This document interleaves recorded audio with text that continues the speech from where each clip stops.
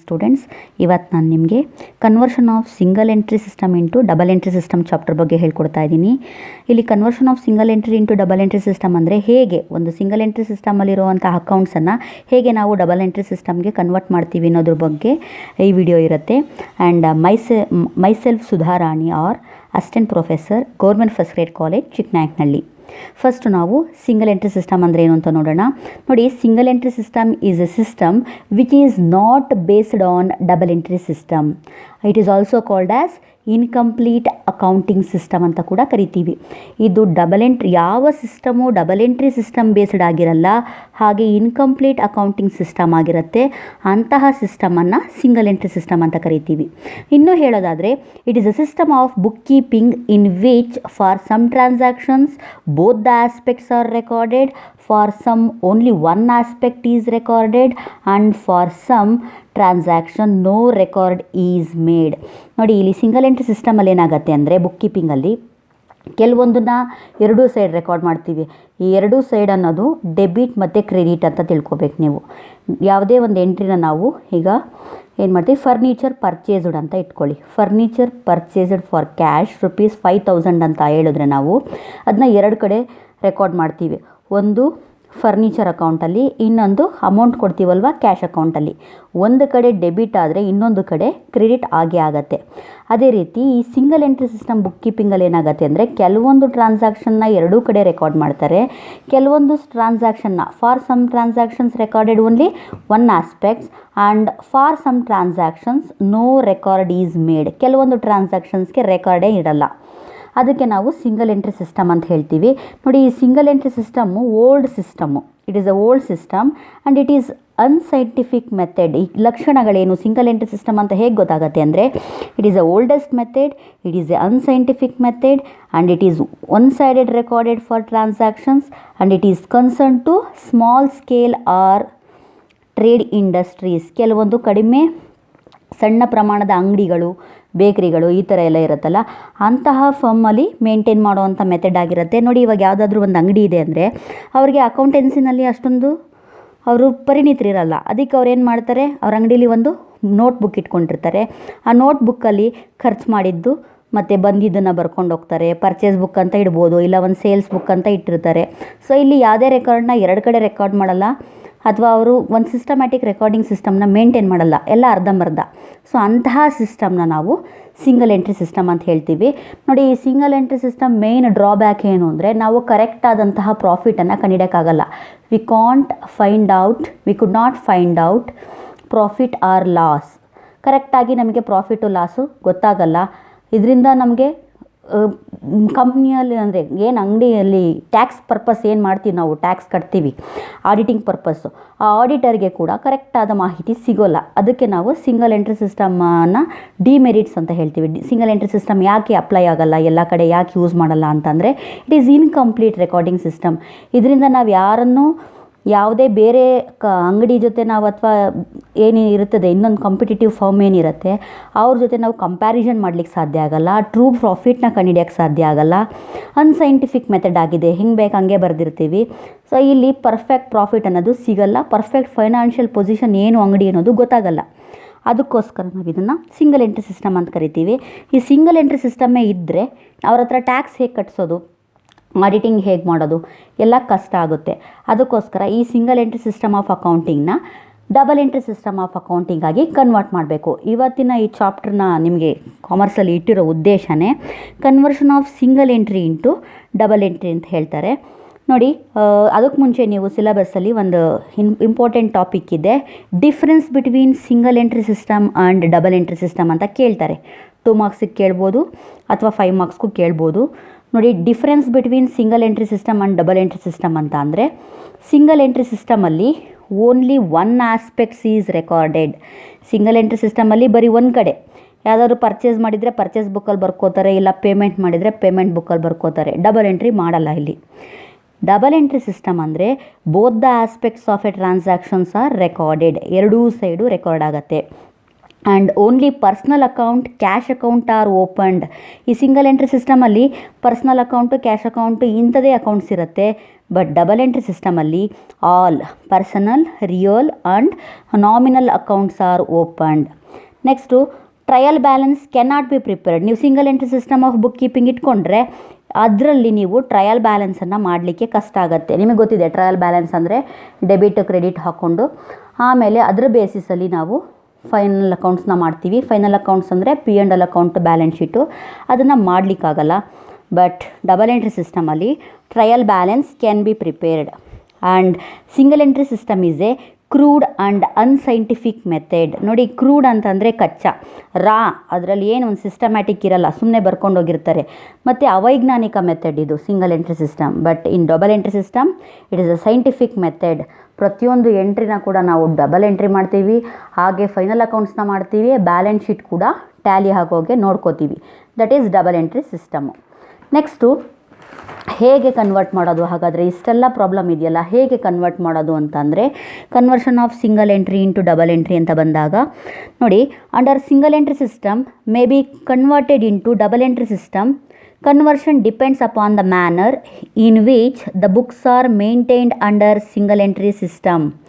ಎಲ್ಲಿ single entry system book keeping ಇರುತ್ತೆ ಅದನ್ನು ನಾವು ಈಸಿಯಾಗಿ ಡಬಲ್ ಎಂಟ್ರಿ ಸಿಸ್ಟಮ್ ಆಗಿ ಕನ್ವರ್ಟ್ ಮಾಡ್ಬೋದು. ಬಟ್ ಯಾಕೆ ಕನ್ವರ್ಟ್ ಮಾಡಬೇಕು ಅಂದರೆ, because single entry system does not provide all the information which are required to prepare trial balance and final accounts of business. ಈ ಸಿಂಗಲ್ ಎಂಟ್ರಿ ಸಿಸ್ಟಮ್ ಬುಕ್ ಕೀಪಿಂಗ್ನ ನೇರವಾಗಿ ನೀವು double entry system ಆಗಿ convert ಮಾಡಲಿಕ್ಕಾಗಲ್ಲ. Because it does not give any information to prepare trial balance and final accounts. Full complete ಇನ್ಫಾರ್ಮೇಷನ್ನ ಕೊಡಲ್ಲ. Information ಕೊಡುತ್ತೆ, complete ಇನ್ಫಾರ್ಮೇಷನ್ನ ಕೊಡಲ್ಲ. ಹಾಗಾಗಿ so the firms decides to convert its book of account from single entry system to double entry system. If you want to prepare trial balance and final accounts, the single entry system will not helpful. ಆ single entry ಸಿಸ್ಟಮ್ನ ಬೇಸಾಗಿಟ್ಕೊಂಡು ನೀವು ಖಂಡಿತ final ಅಕೌಂಟ್ಸ್ನ ಮಾಡಲಿಕ್ಕಾಗಲ್ಲ. ಅದಕ್ಕೋಸ್ಕರ there is a need to convert the single entry system into double entry system. So ಹಾಗಾಗಿ ನೀವು ಸಿಂಗಲ್ ಎಂಟ್ರಿ ಸಿಸ್ಟಮನ್ನು ಡಬಲ್ ಎಂಟ್ರಿ ಸಿಸ್ಟಮ್ ಆಗಿ ಕನ್ವರ್ಟ್ ಮಾಡಲೇಬೇಕು. ಕನ್ವರ್ಟ್ ಮಾಡಿದ್ರೆ ಮಾತ್ರ you can easily prepare the balance sheet and trial balance. So ಇದು, and it is necessary to find out all the missing information and prepare trading and P&L account and balance sheet under double entry system. It is called conversion method ಅಂತ ಹೇಳ್ತೀವಿ. ಈ conversion ಮೆಥಡಲ್ಲಿ ಏನು ಮಾಡ್ತೀವಿ ಅಂದರೆ, single entry ಸಿಸ್ಟಮನ್ನು double entry system ಆಗಿ convert ಮಾಡ್ತೀವಿ. ಹೇಗೆ ಅಂದರೆ, ಈಗ ಸಿಂಗಲ್ ಎಂಟ್ರಿ ಸಿಸ್ಟಮ್ ಅಂದ್ರೇನು, ಇನ್ಕಂಪ್ಲೀಟ್ ರೆಕಾರ್ಡ್ಸ್ ಇರುತ್ತೆ. ಈ ಇನ್ಕಂಪ್ಲೀಟ್ ರೆಕಾರ್ಡ್ಸನ್ನು ಕಂಪ್ಲೀಟ್ ರೆಕಾರ್ಡ್ಸ್ ಆಗಿ ಕನ್ವರ್ಟ್ ಮಾಡೋ ಅಂಥ ಒಂದು ಮೆಥಡ್ ಏನಿದೆ, ಆ ಮೆಥಡನ್ನು ನಾವು ಕನ್ವರ್ಷನ್ ಮೆಥಡ್ ಅಂತ ಹೇಳ್ತೀವಿ. ಇನ್ಕಂಪ್ಲೀಟ್ ಇನ್ಫಾರ್ಮೇಷನ್ನ ಕನ್ವರ್ಟ್ ಹೇಗೆ ಮಾಡೋದು, ಏನು ಇನ್ಕಂಪ್ಲೀಟ್ ಇನ್ಫಾರ್ಮೇಷನ್ ಇದೆ ಅದು ಕಂಪ್ಲೀಟ್ ಆಗಬೇಕು ಅಂದರೆ we have to find out missing information. ಏನೆಲ್ಲ ಇನ್ಫಾರ್ಮೇಷನ್ ಮಿಸ್ ಆಗಿದೆ ಆ ಇನ್ಫಾರ್ಮೇಷನ್ನ ನಾವು ಫೈಂಡ್ ಔಟ್ ಮಾಡಿದ್ರೆ ಮಾತ್ರ ಅದು ಡಬಲ್ ಎಂಟ್ರಿ ಆಗಿ ಕನ್ವರ್ಟ್ ಮಾಡ್ಬೋದು. ಸೊ ಯಾಕೆ ಕನ್ವರ್ಟ್ ಮಾಡಬೇಕು? ಆಬ್ಜೆಕ್ಟಿವ್ಸ್ ಆಫ್ ಕನ್ವರ್ಷನ್ 2 ಮಾರ್ಕ್ಸಿಗೆ ಕೇಳ್ಬೋದು, ಇಲ್ಲ 5 ಮಾರ್ಕ್ಸ್ಗೂ ಕೇಳ್ಬೋದು. ಯಾಕೆ ಕನ್ವರ್ಟ್ ಮಾಡಬೇಕು ಅಂದರೆ, why it is necessary, need for conversion ಅಂತ ಕೇಳ್ತಾರೆ. ಯಾಕೆ ಸಿಂಗಲ್ ಎಂಟ್ರಿ ಸಿಸ್ಟಮ್ ಇರೋದನ್ನು ನಾವು ಡಬಲ್ ಎಂಟ್ರಿಯಾಗಿ ಕನ್ವರ್ಟ್ ಮಾಡಬೇಕು? ಮೊದಲನೇದು, to find out true and fair financial position of business ನಿಜವಾದ ಸ್ಥಿತಿಗತಿ ಮತ್ತು ಪ್ರಾಫಿಟನ್ನು ಕಂಡುಹಿಡಲಿಕ್ಕೆ. ಹಾಗೆ ಟು ಮೇಕ್ ಅಕೌಂಟಿಂಗ್ ಐಡಿಯಲ್ ಅಂತಂದರೆ ಮಾದರಿ. ಬೇರೆಯವರು ನೋಡಿದ್ರೂ ಕೂಡ ಅದು ಪಕ್ಕಾ ಇದೆ, ಕರೆಕ್ಟ್ ಇದೆ, ಸರಿಯಾಗಿದೆ, ಅದ್ರ ಮೇಲೆ ಡೌಟ್ ಮಾಡೋಂಗಿರಬಾರ್ದು, ಐಡಿಯಲ್ ಆಗಿರಬೇಕು, ಮಾದರಿ ಆಗಿರಬೇಕು ಅದಕ್ಕೆ. Next to measure accuracy of accounting records. ಈಗ ಆಡಿಟಿಂಗ್ ಬರ್ತಾರೆ ಅಂದರೆ ಅವರು ಕರೆಕ್ಟಾಗಿ ಬರೆದಿದ್ದಾರೆ ಅಂತ ಗೊತ್ತಾಗೋದು ಓನ್ಲಿ ಡಬಲ್ ಎಂಟ್ರಿ ಸಿಸ್ಟಮಲ್ಲಿ. ಸೊ ಹಾಗಾಗಿ ಅಕ್ಯುರೆಸಿ ಇದೆಯಾ ಅನ್ನೋದು ನಮಗೆ ಗೊತ್ತಾಗಬೇಕು. ಅದಕ್ಕೋಸ್ಕರ ಸಿಂಗಲ್ ಎಂಟ್ರಿ ಸಿಸ್ಟಮನ್ನು ಡಬಲ್ ಎಂಟ್ರಿ ಸಿಸ್ಟಮ್ ಆಗಿ ಕನ್ವರ್ಟ್ ಮಾಡಬೇಕು. Next to make a meaningful analysis of financial statements. Meaningful analysis, ಈಗ ನಾವು ಅನಾಲಿಸಿಸ್ ಅಂದ್ರೇನು, ನಿಜವಾದ ಪ್ರಾಫಿಟ್ ಎಷ್ಟಿದೆ, ಅಸೆಟ್ ಎಷ್ಟಿದೆ, ಲಯಬಿಲಿಟಿ ಎಷ್ಟಿದೆ, ಹಾಗಿದ್ರೆ ನಮ್ಮ ಲಾಸ್, ನಾವೇನಾದರೂ ಪ್ರಾಬ್ಲಮ್ ಇದ್ದರೆ ಬಿಸ್ನೆಸ್ಸಲ್ಲಿ ಎಲ್ಲಿಂದ ಲಾಸ್ ಆಗ್ತಾಯಿದೆ, ಇದೆಲ್ಲ ನಾವು ಅನಾಲಿಸಿಸ್ ಮಾಡಬೇಕು. ಆ ಬಿಸ್ನೆಸ್ ಬಗ್ಗೆ ಒಂದು ರಿಪೋರ್ಟ್ ಕೊಡಬೇಕು ಅಂದರೆ we need double entry system. ಇಲ್ಲ ಅಂದರೆ ನೀವು ಕರೆಕ್ಟಾಗಿ ಬಿಸ್ನೆಸ್ನ ಅನಾಲಿಸಿಸ್ ಮಾಡಲಿಕ್ಕಾಗಲ್ಲ. Next to enable taking effective steps for improvement of financial position. ನಮ್ಮ ಫೈನಾನ್ಷಿಯಲ್ ಪೊಸಿಷನ್ನು ಹೇಗಿದೆ ಅದನ್ನು ನಾವು ಇಂಪ್ರೂವ್ ಮಾಡ್ಕೊಳ್ಳಿಕ್ಕೆ ಈ ಡಬಲ್ ಎಂಟ್ರಿ ಸಿಸ್ಟಮ್ಮು ಹೆಲ್ಪ್ ಆಗುತ್ತೆ. ಅದ್ರ ಜೊತೆಗೆ to enjoy other benefits of double entry system of book keeping. ಇನ್ನು ಡಬಲ್ ಎಂಟ್ರಿ ಸಿಸ್ಟಮ್ ಮಾಡೋದ್ರಿಂದ ಬೇರೆ ಏನೆಲ್ಲ ಉಪಯೋಗ ಇದೆ ಅದನ್ನೆಲ್ಲ ಪಡ್ಕೊಳ್ಳಿಕ್ಕೆ ನಾವು ಸಿಂಗಲ್ ಎಂಟ್ರಿ ಸಿಸ್ಟಮನ್ನು ಡಬಲ್ ಎಂಟ್ರಿ ಸಿಸ್ಟಮ್ ಆಗಿ ಕನ್ವರ್ಟ್ ಮಾಡಬೇಕು. ಇವಾಗ ನಾನು ಹೇಳ್ಕೊಡೋದು ಸ್ಟೆಪ್ಸ್ ಇನ್ ಕನ್ವರ್ಷನ್ ಮಾಡಬೇಕು ಅನ್ನೋದು ಗೊತ್ತಾಯಿತು, ಕನ್ವರ್ಷನ್ ಮಾಡೋದ್ರಿಂದ ಏನು ಉಪಯೋಗ ಅನ್ನೋದು ಗೊತ್ತಾಯಿತು. ಆದರೆ ಹೇಗೆ ಕನ್ವರ್ಟ್ ಮಾಡಬೇಕು, how to convert, what are the steps involved in ಕನ್ವರ್ಷನ್ನ ಮಾಡಬೇಕಾದ್ರೆ ಏನೆಲ್ಲ ಮಾರ್ಗಸೂಚಿಗಳನ್ನ ಅನುಸರಿಸಬೇಕು ನೋಡಿ. ಫಸ್ಟು ಮೊದಲನೇದು ನೀವು ಅನುಸರಿಸಬೇಕಾಗಿರೋದು ಅಸರ್ಟೈನಿಂಗ್ ಮಿಸ್ಸಿಂಗ್ ಫ್ರೀಕ್ವೆನ್ಸೀಸ್. ಏನೆಲ್ಲ ಮಿಸ್ ಆಗಿದೆ, ಇನ್ಕಂಪ್ಲೀಟ್ ರೆಕಾರ್ಡ್ಸ್ ಅಲ್ವಾ ಸಿಂಗಲ್ ಎಂಟ್ರಿ ಸಿಸ್ಟಮ್ ಅಂದರೆ, ಆ ಸಿಸ್ಟಮಲ್ಲಿ ಏನೆಲ್ಲ ಮಿಸ್ ಆಗಿದೆ ಅದನ್ನು ಫಸ್ಟ್ ನೀವು ಫೈಂಡ್ ಔಟ್ ಮಾಡಬೇಕು. ಹೇಗೆ ಫೈಂಡ್ ಔಟ್ ಮಾಡೋದು, ಯಾವುದು ಮಿಸ್ ಆಗಿದೆ ಅಂತ ಹೇಗೆ ಕಂಡುಹಿಡ್ಕೊಳ್ಳೋದು ನೋಡಿ. The following are the process of ascertaining the missing ಇನ್ಫಾರ್ಮೇಷನ್ನ ಫೈಂಡ್ ಔಟ್ ಮಾಡಲಿಕ್ಕೆ ಕೆಲವೊಂದು ಫಾರ್ಮ್ಯಾಟ್ಸ್ ಇದೆ. ಆ ಫಾರ್ಮ್ಯಾಟ್ಸನ್ನು ನೋಡೋಣ. ಮೊದಲನೇದು prepare an opening statement of affairs. Opening statement of ಅಫೇರ್ಸ್ನ ಪ್ರಿಪೇರ್ ಮಾಡಬೇಕಾಗಿ ಬಂದೇ ಬರುತ್ತೆ ಅಂತಲ್ಲ, ಕೆಲವೊಂದು ಇನ್ಫಾರ್ಮೇಷನ್ನು ಇಲ್ಲೂ ಮಿಸ್ ಆಗೋ ಚಾನ್ಸಸ್ ಇರುತ್ತೆ. ಹಾಗಾಗಿ prepare an opening statement of affairs. ಈ ಸ್ಟೇಟ್ಮೆಂಟ್ ಆಫ್ ಅಫೇರ್ಸ್ ಅಂದರೆ it is like A balance sheet. ನೀವು ಹೆಂಗೆ ಬ್ಯಾಲೆನ್ಸ್ ಶೀಟ್ ಮಾಡ್ತೀರಾ ಅದೇ ಥರನೇ ಸ್ಟೇಟ್ಮೆಂಟ್ ಆಫ್ ಅಫೈರ್ಸು ಕೂಡ ಮಾಡ್ತೀವಿ. ಈ ಬ್ಯಾಲೆನ್ಸ್ ಶೀಟಲ್ಲಿ ಲಯಾಬಿಲಿಟೀಸು ಅಸೆಟ್ಸು ಕ್ಲೋಸಿಂಗ್ ಡೇಟ್ ಹಾಕೋತೀವಿ. ಈ ಸ್ಟೇಟ್ಮೆಂಟ್ ಆಫ್ ಅಫೇರ್ಸಲ್ಲಿ ಈ ಓಪನಿಂಗ್ ಸ್ಟೇಟ್ಮೆಂಟ್ ಅಂತ ಹೇಳ್ತೀನಿ ನಾನಿಲ್ಲಿ, it is nothing but the opening balance sheet, ಆಯಿತಾ. ಓಪನಿಂಗ್ ಸ್ಟೇಟ್ಮೆಂಟ್ ಆಫ್ ಅಫೈರ್ಸ್ ಅಂತ ಅಂದರೆ ಓಪನಿಂಗ್ ಬ್ಯಾಲೆನ್ಸ್ ಶೀಟ್ ಅಂತ ಹೇಳ್ತೀವಿ. ಈ ಓಪನಿಂಗ್ ಬ್ಯಾಲೆನ್ಸ್ ಶೀಟನ್ನು ಯಾಕೆ ಮಾಡಬೇಕು ಅಂದರೆ it is prepared finding out the opening capital. ಅಕಸ್ಮಾತ್ ಸಿಂಗಲ್ ಎಂಟ್ರಿ ಸಿಸ್ಟಮಲ್ಲಿ ನಮಗೆ ಕ್ಯಾಪಿಟಲ್ ಕೊಟ್ಟಿಲ್ಲ ಅಂತ ಇಟ್ಕೊಳ್ಳೋಣ, ಕ್ಯಾಪಿಟಲ್ ಕೊಡದೆ ಹೋದರೆ ನಾವು ಈ ಅಕೌಂಟನ್ನು ಮಾಡಬೇಕಾಗತ್ತೆ, ಸ್ಟೇಟ್ಮೆಂಟ್ ಆಫ್ ಅಫೇರ್ಸ್ನ ಮಾಡಬೇಕಾಗತ್ತೆ. ಈ ಬ್ಯಾಲೆನ್ಸ್ ಶೀಟ್ ಥರನೇ ಮಾಡ್ತೀರಾ, ನಿಮಗೆ ಗೊತ್ತಿದೆ ಬ್ಯಾಲೆನ್ಸ್ ಶೀಟ್ ಅಂದರೆ ಲಯಾಬಿಲಿಟೀಸು ಅಸೆಟ್ಸು ಹಾಕ್ಕೋಬೇಕು, ಬ್ಯಾಲೆನ್ಸ್ ಶೀಟ್ಸ್ ಥರನೇ ಇರುತ್ತೆ. ಆದರೆ ಇಲ್ಲಿ ಹಾಕ್ಕೋಬೇಕಾದ್ರೆ ಓಪನಿಂಗ್ ಡೇಟಿಂದ ಹಾಕ್ಕೋಬೇಕು. ನಾವು ಬ್ಯಾಲೆನ್ಸ್ ಶೀಟ್ ಏನು ಮಾಡ್ತೀವಿ, ಕ್ಲೋಸಿಂಗ್ ಡೇಟ್ ಹಾಕೋತೀವಿ. ಆದರೆ ಇಲ್ಲಿ ಸ್ಟೇಟ್ಮೆಂಟ್ ಆಫ್ ಅಫೇರ್ಸಲ್ಲಿ ಓಪನಿಂಗ್ ಸ್ಟೇಟ್ಮೆಂಟ್ ಆಫ್ ಅಫೇರ್ಸಲ್ಲಿ ಎಲ್ಲ ಓಪನಿಂಗ್ ಡೇಟಲ್ಲಿರೋವಂಥ ಐಟಮ್ಸನ್ನೇ ಹಾಕ್ಕೋಬೇಕು. ನೋಡಿ ಏನೇನು ಬರುತ್ತೆ ಇನ್ಫಾರ್ಮೇಷನು. ಲಯಾಬಿಲಿಟೀಸ್ ಅಂದರೆ ಸನ್ಡ್ರಿ ಕ್ರೆಡಿಟರ್ಸ್. ನೋಡಿ ಇದು ಫಾರ್ಮ್ಯಾಟು. ಈ ಫಾರ್ಮ್ಯಾಟನ್ನು ನೀವು ಚೆನ್ನಾಗಿ ನೋಡ್ಕೊಂಡಿದ್ರೆ ನಿಮಗೆ ಈಸಿ ಆಗುತ್ತೆ ಕನ್ವರ್ಷನ್ ಮಾಡುವಾಗ. ಏನೇನು ಬರುತ್ತೆ ಫಾರ್ಮ್ಯಾಟಲ್ಲಿ, ಮೊದಲನೇದು sundry creditors, bills payable, bank over draft, outstanding expenses, income received in advance ಮತ್ತು ಏನು ಬರುತ್ತಲ್ಲ ಇಷ್ಟೆಲ್ಲ ಬರೆದ್ಮೇಲೆ ಬರೋದು ಈ ಕಡೆ ಉಳ್ಕೊಂಡ್ರೆ ಲಯಾಬಿಲಿಟೀಸ್ ಸೈಡೇ ಬ್ಯಾಲೆನ್ಸ್ ಉಳ್ಕೊಂಡ್ರೆ ನಿಮಗೆ ಕ್ಯಾಪಿಟಲ್ ಸಿಗುತ್ತೆ. ಅಸೆಟ್ ಸೈಡ್ ಅಂದಾಗ ಮಾಮೂಲಿ ಬ್ಯಾಲೆನ್ಸ್ ಶೀಟಲ್ಲಿ ಬಂದಂಗೆ ಲ್ಯಾಂಡ್ ಆ್ಯಂಡ್ ಬಿಲ್ಡಿಂಗ್. ಚೆನ್ನಾಗಿ ನೆನ್ಪಿಟ್ಕೊಳ್ಳಿ, ಓಪನಿಂಗ್ ಡೇಟಲ್ಲಿರೋವಂಥವನ್ನ ಮಾತ್ರ ಹಾಕ್ಕೋಬೇಕು. Land and building, machinery, furniture, stock, debtors, bills receivable, cash at bank, cash in hand, outstanding incomes, prepaid expenses. ಇವು ಯಾವುದೇ ಇದ್ದರೂ ಎಲ್ಲನೂ ಇರುತ್ತೆ ಅಂತಲ್ಲ, ಯಾವುದಿದೆಯೋ ಅದನ್ನು ನೀವು ಹಾಕ್ಕೋಬೇಕಾಗತ್ತೆ. ಅಸೆಟ್ಸು ಲಯಾಬಿಲಿಟೀಸ್ ಓಪನಿಂಗ್ದ ಬರ್ಕೊಂಡಾಗ ಬರೋ ಡಿಫ್ರೆನ್ಸ್ ನಿಮಗೆ ಓಪನಿಂಗ್ ಕ್ಯಾಪಿಟಲ್ ಆಗಿರುತ್ತೆ. ಚೆನ್ನಾಗಿ ನೆನ್ಪಿಟ್ಕೊಳ್ಳಿ. ಪ್ರಾಬ್ಲಮಲ್ಲಿ ನಿಮಗೆ ಓಪನಿಂಗ್ ಕ್ಯಾಪಿಟಲ್ ಕೊಟ್ಟಿಲ್ಲ ಅಂತಂದರೆ ನೀವು ಓಪನಿಂಗ್ ಸ್ಟೇಟ್ಮೆಂಟ್ ಆಫ್ ಅಫೇರ್ಸ್ ಮಾಡಬೇಕು. ಓಪನಿಂಗ್ ಸ್ಟೇಟ್ಮೆಂಟ್ ಆಫ್ ಅಫೇರ್ಸ್ ಮಾಡೋದು ಅಂದರೆ ಲಯಾಬಿಲಿಟೀಸ್ ಮತ್ತು ಅಸೆಟ್ಸ್ನ ಓಪನಿಂಗ್ ಡೇಟಲ್ಲಿರೋದು ಹಾಕ್ಕೊಂಡ್ರೆ ನಿಮಗೆ ಬ್ಯಾಲೆನ್ಸಿಂಗ್ ಫಿಗರು ಓಪನಿಂಗ್ ಕ್ಯಾಪಿಟಲ್ ಸಿಗುತ್ತೆ. ಅಕಸ್ಮಾತ್ ಪ್ರಾಬ್ಲಮಲ್ಲಿ ನಿಮಗೆ ಆಲ್ರೆಡಿ ಕ್ಯಾಪಿಟಲ್ ಗೊತ್ತಿತ್ತು ಅಂದರೆ no need to prepare the statement of affairs account. Already ಪ್ರಾಬ್ಲಮಲ್ಲೇ ಕ್ಯಾಪಿಟಲ್ ಕೊಟ್ಟಿದ್ದರೆ ಈ ಅಕೌಂಟ್ನ ಮಾಡೋ ಅವಶ್ಯಕತೆ ಇರೋದಿಲ್ಲ, ಓಪನಿಂಗ್ ಸ್ಟೇಟ್ಮೆಂಟ್ ಆಫ್ ಅಫೇರ್ಸ್ನ ಮಾಡೋ ಅವಶ್ಯಕತೆ ಇರೋದಿಲ್ಲ. ಇದು ಒಂದು. ನೆಕ್ಸ್ಟ್ ಇನ್ನೇನೇನು ಮಿಸ್ ಆಗಿರ್ಬೋದು, ನೆಕ್ಸ್ಟ್ ನೀವು ಪ್ರಿಪೇರ್ ಬಿಲ್ಸ್ ರಿಸೀವಬಲ್ ಅಕೌಂಟ್.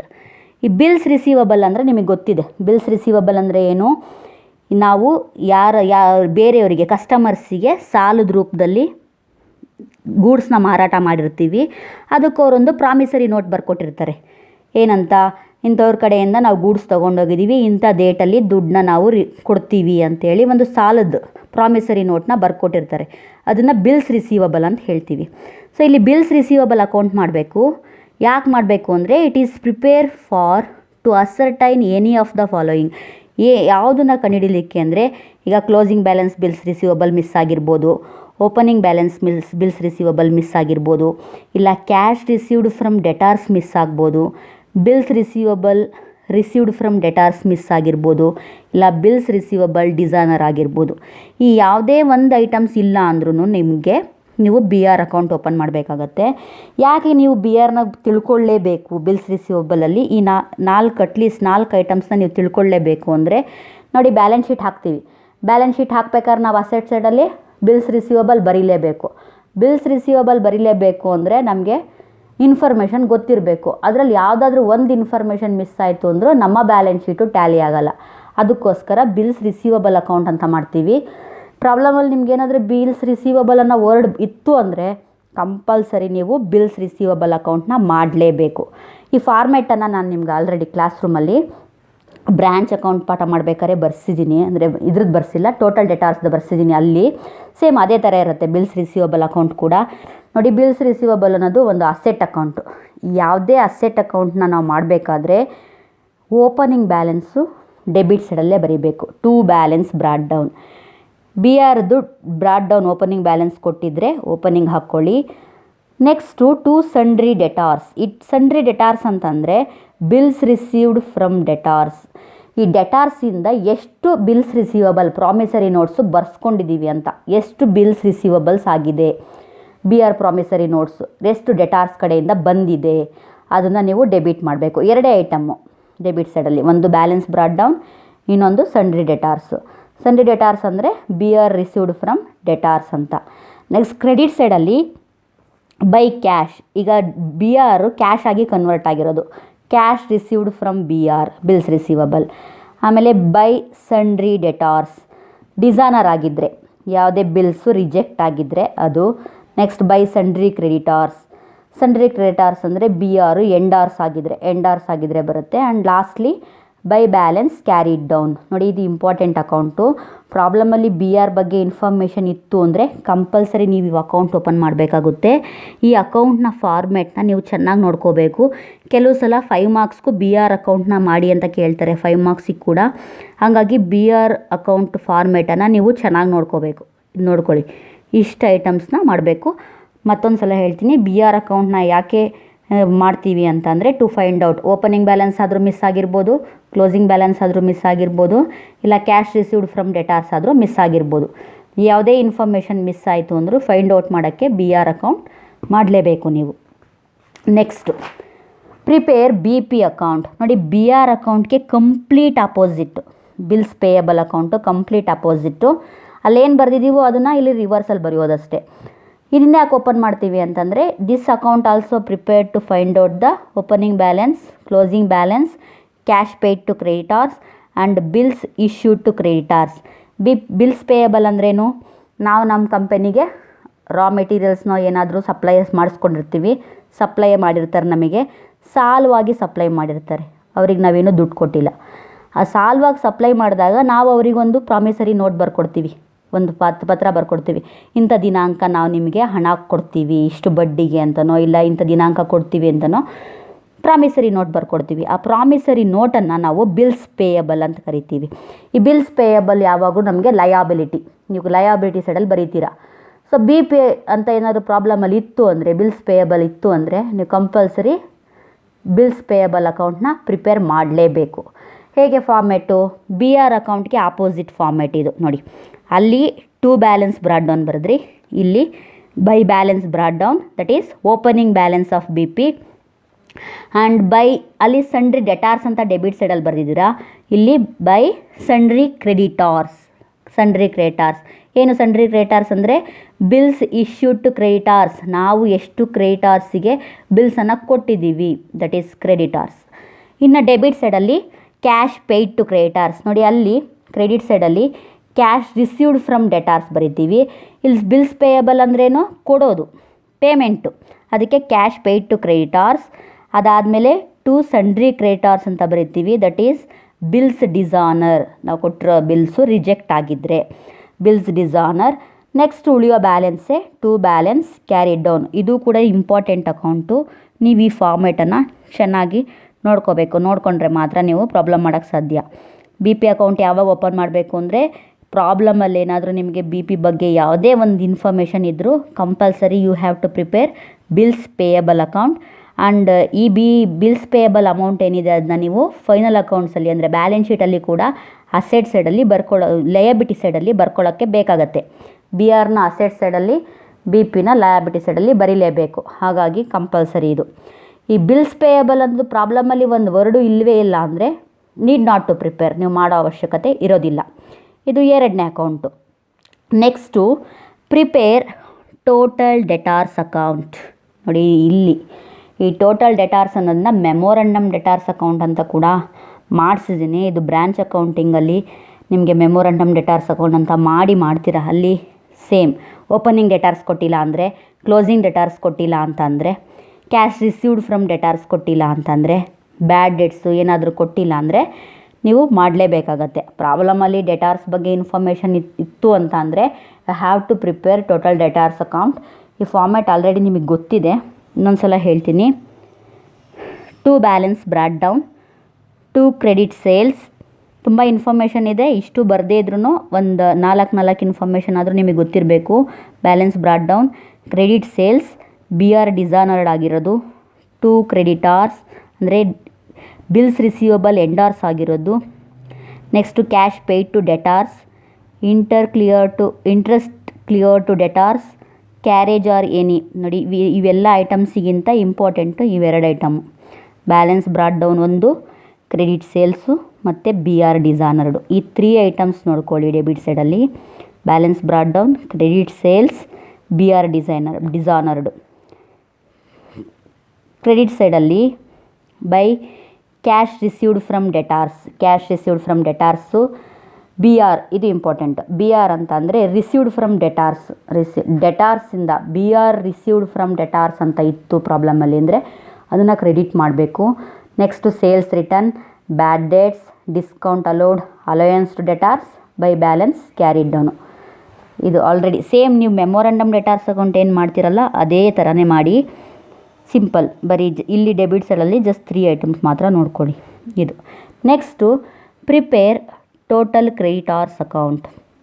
ನೋಡಿ ಟೋಟಲ್ ಕ್ರೆಡಿಟಾರ್ಸ್ ಅನ್ನೋದು complete opposite to the debtors account. Total debtors ಅಕೌಂಟ್ಗೆ ಆಪೋಸಿಟ್ಟು ಕ್ರೆಡಿಟಾರ್ಸ್ ಅಕೌಂಟು. ಇದನ್ನು ಕೂಡ ಯಾಕೆ ಫೈಂಡ್ ಔಟ್ ಮಾಡ್ತೀವಿ ಅಂದರೆ to find out the opening balance or closing balance or credit purchases or cash paid to creditors. ಈ 4 ಐಟಮಲ್ಲಿ ಒಂದು ಐಟಮ್ ಮಿಸ್ ಆದರೂ you have to prepare total creditors account. ಪ್ರಾಬ್ಲಮಲ್ಲಿ ಈ 4 ಐಟಮ್ಸಲ್ಲಿ ಒಂದು ಐಟಮ್ ಇಲ್ಲ ಅಂದರೂ ನೀವು ಟೋಟಲ್ ಕ್ರೆಡಿಟಾರ್ಸ್ ಅಕೌಂಟ್ನ ಮಾಡಲೇಬೇಕಾಗತ್ತೆ. Total creditors account same opposite debtors account. ಅಲ್ಲಿ 2 ಬ್ಯಾಲೆನ್ಸ್ ಬ್ರಾಟ್ ಡೌನ್ ಬರೆದಿದ್ರಿ, ಇಲ್ಲಿ by balance brought down that is opening. ಆಮೇಲೆ credit purchases B P dishonoured ಆಗಿದ್ದರೆ, ಡೆಟಾರ್ಸ್ ಬಿ ಆರ್ ಎಂಡಾರ್ಸ್ ಆಗಿದ್ದರೆ. ಇವೆಲ್ಲಕ್ಕಿಂತ ಮೇಯ್ನ್ ಈ 3 items by balance brought down, by credit purchase, by B P dishonoured ಆಗಿದ್ದರೆ. ಇವು 3 important ನೋಡ್ಕೊಳ್ಳಿ. ಇನ್ನು ಡೆಬಿಟ್ ಸೈಡಲ್ಲಿ cash paid to creditors. ನೋಡಿ ಅಲ್ಲಿ ಕ್ಯಾಶ್ ರಿಸೀವ್ಡ್ ಫ್ರಮ್ ಡೆಟಾರ್ಸ್ ಅಂತ ಬರೀತೀವಿ, ಇಲ್ಲಿ ಕ್ಯಾಶ್ ಪೇಯ್ಡ್ ಟು ಕ್ರೆಡಿಟಾರ್ಸ್. ಆಮೇಲೆ B P issued to creditors, B R purchase return. ನೋಡಿ ಅಲ್ಲಿ ಸೇಲ್ಸ್ ರಿಟರ್ನು, ಇಲ್ಲಿ ಪರ್ಚೇಸ್ ರಿಟರ್ನ್. ಅಲ್ಲಿ ಡಿಸ್ಕೌಂಟ್ ಅಲೋಡು, ಇಲ್ಲಿ ಡಿಸ್ಕೌಂಟ್ ರಿಸೀವ್ಡ್ ಫ್ರಮ್ ಕ್ರೆಡಿಟಾರ್ಸ್. ಅಲ್ಲಿ ಡಿಸ್ಕೌಂಟ್ ಅಲೋಯನ್ಸಸ್ ಟು ಡೆಟಾರ್ಸು, ಇಲ್ಲಿ ಅಲೋಯನ್ಸಸ್ ಫ್ರಮ್ ಕ್ರೆಡಿಟಾರ್ಸಿಂದ ನಮಗೆ ಅಲೋಯನ್ಸ್ ಸಿಕ್ಕಿರೋದು. ಅಲ್ಲಿ ನಾವು ಕೊಡೋದು, ನಾವು ಡೆಟಾರ್ಸಿಗೆ ಅಲೋಯನ್ಸ್ ಕೊಟ್ಟಿದ್ದು ಕ್ರೆಡಿಟ್ ಮಾಡ್ತೀವಿ. 2 ಬ್ಯಾಲೆನ್ಸ್ ಕ್ಯಾರಿಡ್ ಡೌನು. ಇದು ಫಾರ್ಮ್ಯಾಟು ಇಂಪಾರ್ಟೆಂಟ್ ನೋಡ್ಕೊಳ್ಳಿ. ಇದು ಕಂಪಲ್ಸರಿ ನಿಮಗೆ ಕೇಳೋ ಚಾನ್ಸಸ್ ಇರುತ್ತೆ 5 ಮಾರ್ಕ್ಸ್ಗೆ ಅಥವಾ 15 ಮಾರ್ಕ್ಸಿಗೂ. ಡೆಟಾರ್ ಅಕೌಂಟು, ಕ್ರೆಡಿಟಾರ್ ಅಕೌಂಟು ಇವೆಲ್ಲ ಪ್ರಿಪೇರ್ ಮಾಡಿನೇ ಮಾಡಬೇಕಾಗತ್ತೆ. Important. Next important account prepare cash ಬುಕ್ನ ಪ್ರಿಪೇರ್ ಮಾಡಬೇಕು. ಕ್ಯಾಶ್ ಬುಕ್ಕು ಯಾಕೆ ಅಂತಂದರೆ ಇವಾಗ ಒಂದೊಂದು ಸಲ ನಿಮಗೆ ಸ್ಟೇಟ್ಮೆಂಟ್ ಆಫ್ ಅಫೇರ್ಸ್ ಮಾಡಬೇಕು, ಓಪನಿಂಗ್ ಸ್ಟೇಟ್ಮೆಂಟ್ ಆಫ್ ಅಫೇರ್ಸು. ಯಾಕೆ? ಓಪನಿಂಗ್ ಕ್ಯಾಪಿಟಲ್ ಕಂಡುಹಿಡಿಯೋಕ್ಕೆ. ಈ ಓಪನಿಂಗ್ ಕ್ಯಾಪಿಟಲ್ ಕಂಡುಹಿಡಿಬೇಕು ಅಂದರೆ ಓಪನಿಂಗ್ ಸ್ಟೇಟ್ಮೆಂಟ್ ಆಫ್ ಅಫೇರ್ಸ್ ಮಾಡಬೇಕು. ಈ ಓಪನಿಂಗ್ ಸ್ಟೇಟ್ಮೆಂಟ್ ಆಫ್ ಅಫೇರ್ಸ್ ಮಾಡಬೇಕು ಅಂದರೆ ಈ ಕೆಲವೊಂದು ಇನ್ಫಾರ್ಮೇಷನ್ ನಿಮಗೆ ಬೇಕು. ಈಗ ಓಪನಿಂಗ್ ಬ್ಯಾಲೆನ್ಸ್ ಆಫ್ ಕ್ಯಾಶ್ ಆದರೂ ಬೇಕು, ಇಲ್ಲ ಕ್ಲೋಸಿಂಗ್ ಬ್ಯಾಲೆನ್ಸ್ ಕ್ಯಾಶ್ ಬೇಕಾಗುತ್ತೆ. ಕ್ಲೋಸಿಂಗ್ ಬ್ಯಾಲೆನ್ಸ್ ಕ್ಯಾಶ್ ಯಾಕೆ? ಬ್ಯಾಲೆನ್ಸ್ ಶೀಟಲ್ಲಿ ಹಾಕ್ಕೊಳ್ಳೋಕ್ಕೆ. ಓಪನಿಂಗ್ ಬ್ಯಾಲೆನ್ಸ್ ಕ್ಯಾಶ್ ಹಾಕಬೇಕು. ಕೆಲವು ಸಲ ಸ್ಟೇಟ್ಮೆಂಟ್ ಆಫ್ ಅಫೇರ್ಸ್ ಮಾಡಬೇಕಾದ್ರಾಗ ಓಪನಿಂಗ್ ಬ್ಯಾಲೆನ್ಸ್ ಆಫ್ ಕ್ಯಾಶ್ ಬೇಕು. ಕ್ಲೋಸಿಂಗ್ ಬ್ಯಾಲೆನ್ಸ್ ಆಫ್ ಕ್ಯಾಶ್ ಯಾಕೆ ಬೇಕು ಅಂದರೆ ಬ್ಯಾಲೆನ್ಸ್ ಶೀಟ್ ಮಾಡುವಾಗ ಬೇಕಾಗತ್ತೆ. ಅದೇ ರೀತಿ ಕ್ಯಾಶ್ ಸೇಲ್ಸು, ಟ್ರೇಡಿಂಗ್ ಅಕೌಂಟ್ ಮಾಡುವಾಗ ಕ್ಯಾಶ್ ಸೇಲ್ಸ್ ಬೇಕು. ಕ್ಯಾಶ್ ಪರ್ಚೇಸಸ್ಸು, ಟ್ರೇಡಿಂಗ್ ಅಕೌಂಟ್ ಮಾಡುವಾಗ ಕ್ಯಾಶ್ ಪರ್ಚೇಸ್ ಬೇಕಾಗತ್ತೆ. ಅದೇ ರೀತಿ ಡ್ರಾಯಿಂಗ್ಸು, ಬ್ಯಾಲೆನ್ಸ್ ಶೀಟ್ ಹಾಕುವಾಗ ಡ್ರಾಯಿಂಗ್ಸ್ ಬೇಕಾಗತ್ತೆ. And any other items given in the problem, ಬೇರೆ ಯಾವುದೇ ಐಟಮ್ಸ್ನ ಕಂಡುಹಿಡೀಲಿಕ್ಕೆ ಕ್ಯಾಶ್ ಬುಕ್ಕು ಬೇಕಾಗತ್ತೆ. ಈ ಕ್ಯಾಶ್ ಬುಕ್ನ ಮಾಡೋ ಉದ್ದೇಶ ಯಾವುದೇ ಐಟಮು ಮಿಸ್ ಆದರೆ, ಈಗ ನಾನು ಹೇಳಿರೋ ಯಾವುದೇ ಐಟಮು ಮಿಸ್ ಆದರೆ ಕ್ಯಾಶ್ ಬುಕ್ ಬೇಕಾಗತ್ತೆ. ಯಾವಾಗಲೂ ಮಾಡಬೇಕು ಅಂತಲ್ಲ, ಪ್ರಾಬ್ಲಮಲ್ಲಿ ಯಾವ್ದಾದ್ರು ಇನ್ಫಾರ್ಮೇಷನ್ ಮಿಸ್ ಆದರೆ, ಕನ್ವರ್ಷನ್ ಅಲ್ವಾ, ಕನ್ವರ್ಷನ್ ಮಾಡುವಾಗ ಯಾವ್ದಾರು ಇನ್ಫಾರ್ಮೇಷನ್ ಮಿಸ್ ಆದರೆ ಮಾತ್ರ ಮಾಡಬೇಕು. ನೋಡಿ ಇಲ್ಲಿ to balance brought down, opening ಇದು ಅಸೆಟ್, ಕ್ಯಾಶ್ ಅನ್ನೋದು ಯಾವಾಗಲೂ ಅಸೆಟ್ ಆಗಿರೋದ್ರಿಂದ ಓಪನಿಂಗ್ ಬ್ಯಾಲೆನ್ಸ್ ಯಾವಾಗಲೂ ಡೆಬಿಟ್ ಆಗುತ್ತೆ. ದೆನ್ ಡೆಟಾರ್ಸು, ಕ್ಯಾಶ್ ಬಂದಿದ್ದನ್ನೆಲ್ಲ ನೀವು ಡೆಬಿಟ್ ಮಾಡಿ, ಕ್ಯಾಶ್ ಪೇಮೆಂಟ್ ಆಗಿದ್ದನ್ನೆಲ್ಲ ಕ್ರೆಡಿಟ್ ಮಾಡಿ. ಅದು ಯಾವುದಾದ್ರೂ ಆಗಿರಲಿ, ನಿಮ್ಮ ಕ್ಯಾಶು ಏನಿರುತ್ತೆ ಅದು ಬಂದಿದ್ದು ನಿಮ್ಮ ಹತ್ರ ಇದ್ದಿದ್ದು ಮತ್ತು ನಿಮಗೆ ಬರೋದು, ರಿಸೀವ್ ಮಾಡೋದೆಲ್ಲ ಯಾವುದ್ರ ಮೂಲಕನಾರು ರಿಸೀವ್ ಮಾಡಲಿ, ರಿಸೀವ್ ಮಾಡಿದ್ದೆಲ್ಲ ಡೆಬಿಟ್ ಮಾಡಿ, ಪೇಮೆಂಟ್ ಮಾಡಿದ್ದೆಲ್ಲ ಕ್ರೆಡಿಟ್ ಮಾಡಿ. ನೋಡಿ ಏನೇನು ರಿಸೀವ್ ಮಾಡ್ಬೋದು. ಮೊದಲನೇದು ಬ್ಯಾಲೆನ್ಸ್ ಬ್ರಾಡ್ ಡೌನು, ಅಂದರೆ ನಿಮ್ಮ ಹತ್ರ ಏನಿತ್ತು ಅದನ್ನು ಹಾಗೆ ಬರ್ಕೊಳ್ಳೋದು. ನೆಕ್ಸ್ಟು ಡೆಟಾರ್ಸು, ಈ ಡೆಟಾರ್ಸ್ ನಮಗೆ ಕ್ಯಾಶಾಗಿ ಕನ್ವರ್ಟ್ ಆದಾಗ ಅದನ್ನು ಬರೀಬೇಕು. ನೆಕ್ಸ್ಟ್ ಕ್ಯಾಶ್ ಸೇಲ್ಸ್ ಮಾಡಿದ್ರೆ ಅಮೌಂಟ್ ಬರುತ್ತೆ, ರಿಸೀವ್ ಮಾಡ್ತೀರಾ ಡೆಬಿಟ್ ಮಾಡಿ. ಬಿಲ್ಸ್ ರಿಸೀವಬಲಿಂದ ದುಡ್ಡು ಬರುತ್ತೆ. Cash received against BR, bills ರಿಸೀವಬಲ್ನ ಡಿಸ್ಕೌಂಟ್ ಮಾಡ್ಕೊಂಡು ನಾವು ಕ್ಯಾಶ್ ರಿಸೀವ್ ಮಾಡಿಕೊಂಡ್ರೆ ಅದನ್ನು ಬರೀಬೇಕು. ಅಂದರೆ ಈ ಕ್ಯಾಶ್ ಬಂದಿದ್ದು ಎಲ್ಲನೂ ಇಲ್ಲಿ. ಆಮೇಲೆ ಅಡಿಷ್ನಲ್ ಕ್ಯಾಪಿಟಲ್ ಹಾಕಿದಾಗ ದುಡ್ಡು ಬರುತ್ತೆ, ಅದನ್ನು ಡೆಬಿಟ್ ಮಾಡಿ. ಅದರ್ ಇನ್ಕಮ್ಸ್, ಬೇರೆ ಯಾವುದೇ ರೂಪದಲ್ಲಿ ಆದಾಯ ಬಂದ್ರೂ. ದೆನ್ ಲಾಸ್ಟ್ಲಿ ಕ್ಯಾರಿ ಡೌನ್, ಇಲ್ಲೇನಾದ್ರು ಡಿಫ್ರೆನ್ಸ್ ಉಳ್ಕೊಂತು ಅಂದರೆ ಅದನ್ನ ಬ್ಯಾಂಕ್ ಓವರ್ ಡ್ರಾಫ್ಟ್ ಅಂತ ತಿಳ್ಕೊಬೇಕು. ಡೆಬಿಟ್ ಸೈಡಲ್ಲಿ ಡಿಫ್ರೆನ್ಸ್ ಬಂದು ಬ್ಯಾಲೆನ್ಸಿಂಗ್ ಫಿಗರ್ ಉಳ್ಕೊಂಡ್ರೆ BOD, bank over draft.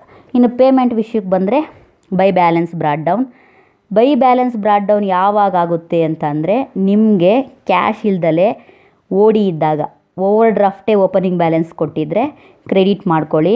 And by creditors, cash paid to creditors, ನಾವು ನಮ್ಮ ಕ್ರೆಡಿಟಾರ್ಸ್ಗೆ ಅಮೌಂಟ್ ಕೊಟ್ಟಿದ್ದರೆ ಕ್ಯಾಶ್ ಆಚೆ ಹೋಗ್ತಾ ಇದೆ ಅದಕ್ಕೆ ಕ್ರೆಡಿಟ್ ಮಾಡಬೇಕು. ಕ್ಯಾಶ್ ಪರ್ಚೇಸಸ್, ನಾವೇನೋ ಪರ್ಚೇಸ್ ಮಾಡ್ತಾಯಿದ್ದೀವಿ ಬಿಸ್ನೆಸ್ಸಿಗೆ, ಕ್ಯಾಶ್ ಕೈಯಿಂದ ಹೋಗ್ತಾ ಇದೆ, ಕ್ರೆಡಿಟ್ ಮಾಡಿ. ಬಿಲ್ಸ್ ಪೇಯಬಲ್ ಬರ್ಕೊಟ್ಟಿದ್ವಿ, ಅದು ಡಿಸ್ಕೌಂಟ್ ಆಗಿದೆ, ಅದನ್ನು ಪೇ ಮಾಡ್ತಾಯಿದ್ದೀವಿ, ಕ್ರೆಡಿಟ್ ಮಾಡಿ.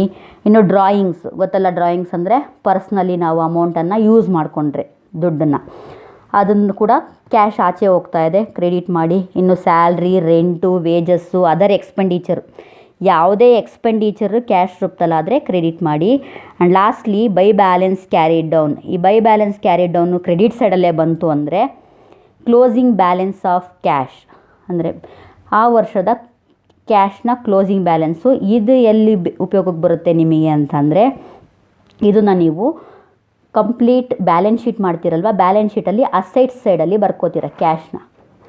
Next last account prepare memorandum trading account. ಈ ಮೆಮೋರಂಡಮ್ ಟ್ರೇಡಿಂಗ್ ಅಕೌಂಟ್ ನಾನು ಆಲ್ರೆಡಿ ಒಂದ್ಸಲಿ ನಿಮಗೆ ಫೈರ್ ಇನ್ಶೂರೆನ್ಸಲ್ಲಿ ಹೇಳಿದ್ದೀನಿ. ಈ ಮೆಮೋರಂಡಮ್ ಟ್ರೇಡಿಂಗ್ ಅಕೌಂಟ್ ಯಾಕೆ ಮಾಡ್ತೀವಿ, ರೇರು, ಯಾವಾಗಲೂ ಬರೋಲ್ಲ, ಸಮ್ಟೈಮ್ಸ್ ಬರ್ಬೋದು. ಮಾಡೋದೇನಕ್ಕೆ ಅಂತಂದರೆ, ಪ್ರಿಪೇರ್ ಮೆಮೊರಂಡಮ್ P&L ಅಕೌಂಟ್ ಅಥವಾ ಟ್ರೇಡಿಂಗ್ ಅಕೌಂಟು ಯಾಕೆ ಮಾಡ್ತೀವಿ ಅಂದರೆ, it is prepare to ascertain sundry expenses or sundry income. Sundry expenses ಅಥವಾ ಸನ್ಡ್ರಿ ಇನ್ಕಮನ್ನು ಕಂಡುಹಿಡೀಲಿಕ್ಕೆ ತುಂಬ ಸಿಂಪಲ್ಲು. ಸನ್ಡ್ರಿ ಎಕ್ಸ್ಪೆನ್ಸಸ್ ಇದ್ದರೆ ನೆಟ್ ಪ್ರಾಫಿಟ್ ಕ್ಯಾರಿಡ್ ಡೌನ್ ಹಾಕ್ಕೊಳ್ಳಿ, GP ಬ್ರಾಡ್ ಡೌನ್ ಹಾಕ್ಕೊಳ್ಳಿ. ಡಿಫ್ರೆನ್ಸು ಒಂದೋ ಸನ್ಡ್ರಿ ಎಕ್ಸ್ಪೆನ್ಸಸ್ ಆಗಿರುತ್ತೆ, ಇಲ್ಲ ಸನ್ಡ್ರಿ ಇನ್ಕಮ್ ಆಗಿರುತ್ತೆ. ಇದು ರೇರು, ಬರ್ಬೋದು ಬರ್ದೇನೂ ಇರ್ಬೋದು, ಬಟ್ ತಿಳ್ಕೊಂಡಿರಿ.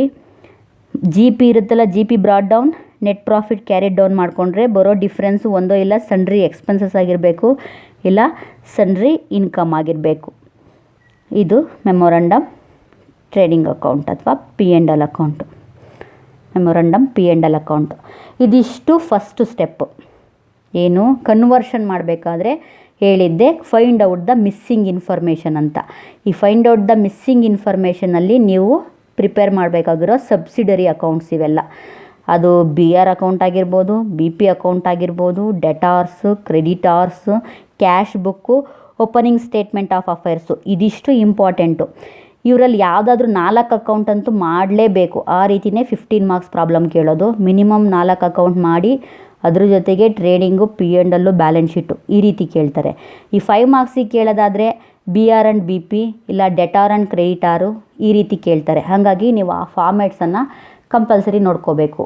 ಈ ಕನ್ವರ್ಷನ್ ಮಾಡುವಾಗ 2 ಸ್ಟೆಪ್ ಅಂತ ಹೇಳಿದೆ. ಒಂದು ಫೈಂಡಿಂಗ್ ಔಟ್ ದ ಮಿಸ್ಸಿಂಗ್ ಇನ್ಫಾರ್ಮೇಷನ್ನು. ಆ ಫೈಂಡಿಂಗ್ ಔಟ್ ದ ಮಿಸ್ಸಿಂಗ್ ಇನ್ಫಾರ್ಮೇಷನಲ್ಲೇ ಈ 7 ಅಕೌಂಟ್ಸ್ ಬರ್ತವೆ.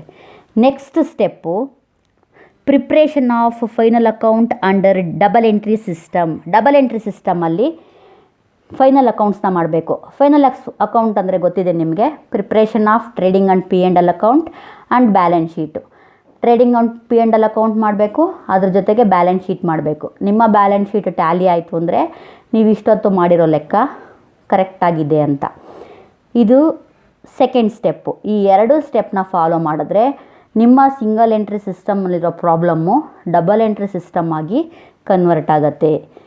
This is the information from conversion of single entry system into double entry system. ಇದು ನಿಮಗೆ ಈ ಚಾಪ್ಟ್ರಲ್ಲಿ ಬರುವ ಇಂಟ್ರೊಡಕ್ಟರಿ ಪಾರ್ಟು. ನೆಕ್ಸ್ಟ್ ವಿಡಿಯೋದಲ್ಲಿ ನಾನು ನಿಮಗೆ ಒಂದು ಪ್ರಾಬ್ಲಮ್ ತೊಗೊಂಡು ಹೇಗೆ ನಾವು ಅದನ್ನು ಕನ್ವರ್ಟ್ ಮಾಡ್ತೀವಿ ಅಂತ ವಿತ್ ಪ್ರಾಬ್ಲಮ್ ನಿಮಗೆ ಮಾಡಿಸ್ತೀನಿ. ಅಲ್ಲಿವರೆಗೂ ಇದನ್ನು ನೋಡ್ಕೊಳ್ಳಿ. ಡಿಯರ್ ಸ್ಟೂಡೆಂಟ್ಸ್, ಈ ವಿಡಿಯೋ ನಿಮಗೆ ಇಷ್ಟ ಆಗಿದ್ದರೆ ದಯವಿಟ್ಟು ನನ್ನ ಚಾನಲ್ನ ಸಬ್ಸ್ಕ್ರೈಬ್ ಮಾಡಿ. Thank you.